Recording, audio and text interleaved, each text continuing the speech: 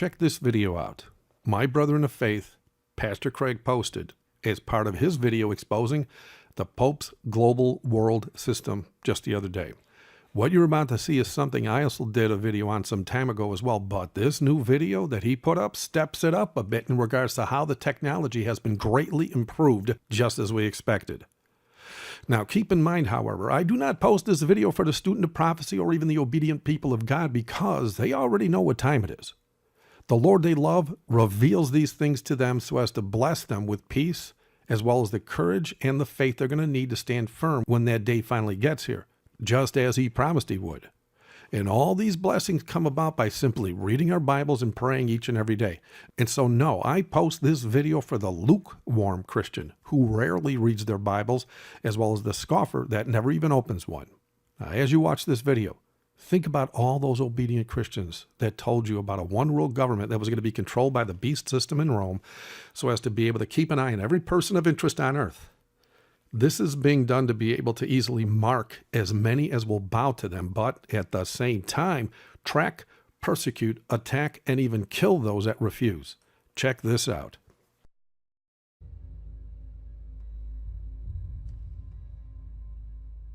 Mainland China is advancing its surveillance state policies with an implementation of the social credit score system. Slated to go into effect in the year 2020, the system will incorporate 600 million CCTV cameras across the country, monitoring daily activities of the communist nation's 1.5 billion citizens. Well, I think that the government and the people running the plan would like to go as deeply as possible to determine how to allocate benefits and also how to impact and shape their behavior.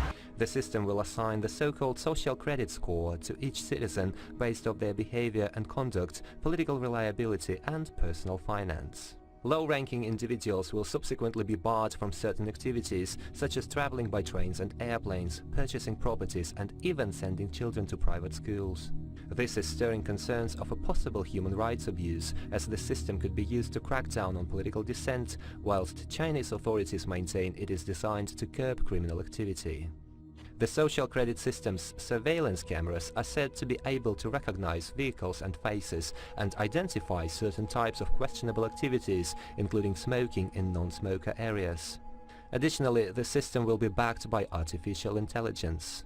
Beijing says its AI development is aimed at boosting China's industrial production and financial sector data processing, but as any dual-purpose technology, the AI could also bolster state security.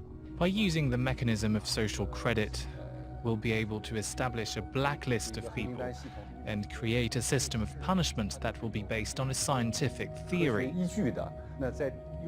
These punishments will serve as a whip to rebuild moral values. Our society needs it. Now think about what you just saw.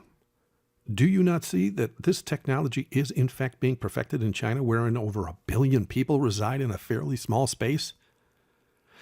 After they get all the kinks out of this system, they're going to be able to easily scale it up to literally go global. China currently has around 1.4 billion people.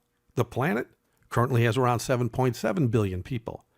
And so they only need to scale it up to a factor of 5. But they've already got 1.4 figured out. So it's not going to be that difficult to scale it up. And think of this as well. How would the Chinese government benefit by creating such technology against their own people? And yeah, I get it. It's a communist nation, and they do like that type of control because that's what Satan confused them to do. But when you look at how this was all prophesied, one can see why Satan would move them to use their very own people as a way to perfect a technology that they know for a fact can make them insanely rich once they market this technology to all the other governments of the world. With all that in mind, is it any wonder the first beast in Rome has been communicating with the leaders of China on a regular basis the last few years, and especially when the Chinese government actually allowed them to appoint Vatican bishops who are nothing more than political pawns of the Pope, because Catholicism is not Christianity. It's political, just like Islam.